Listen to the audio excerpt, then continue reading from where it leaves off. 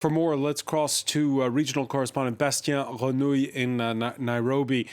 Bastien, the last couple of days we've been playing this sort of guessing game as to whether or not ceasefires that had been announced would hold around sunset. It's sunset on Thursday. This time there is no suspense. Yeah, no suspense. There is no ceasefire today. My contacts in Khartoum tell me that they can still hear gunshots, they can still hear explosions. They've seen planes and helicopters in the sky all day long, bombarding some part of the city. Even some residential areas where Rapid Support Forces members are trying to hide among civilians.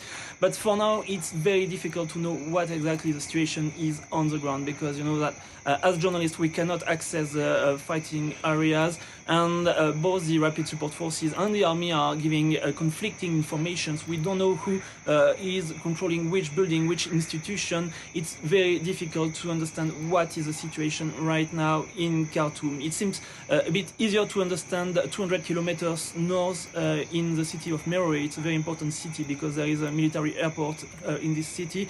And it seems that since yesterday afternoon, the army is in full control of the airport and of the city.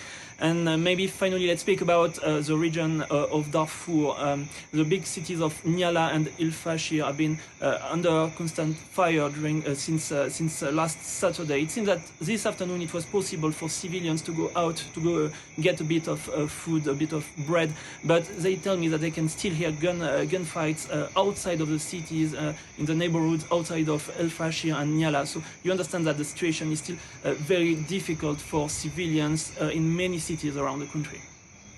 Yeah, and the UN Secretary General in the past hour, Bastien, putting the number of those who have fled the fighting in the west of the country in Darfur to neighboring Chad between 10 and 20,000. Concern is particularly high in that part of the country.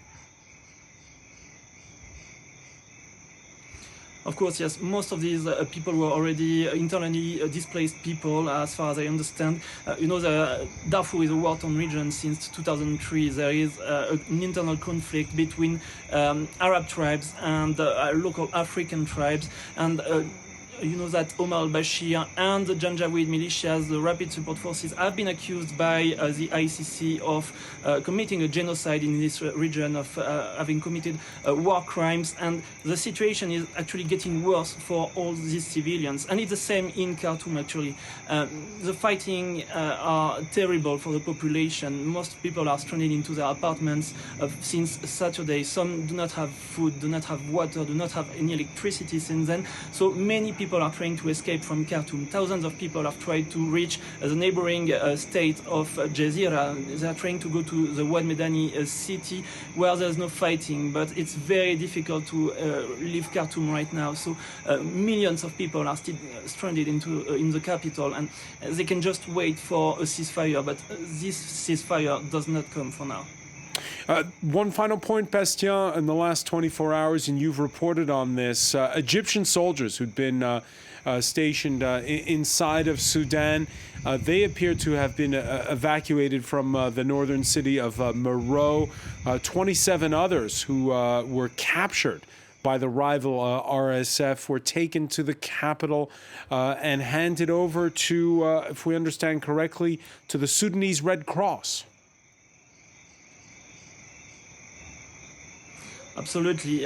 So it's still very difficult to understand everything, because I was saying before, there is a communication war ongoing between the army and the Rapid Support Forces. But as far as we know, yes, more than 100 of them have been sent back to Cairo. They are safe in Egypt right now.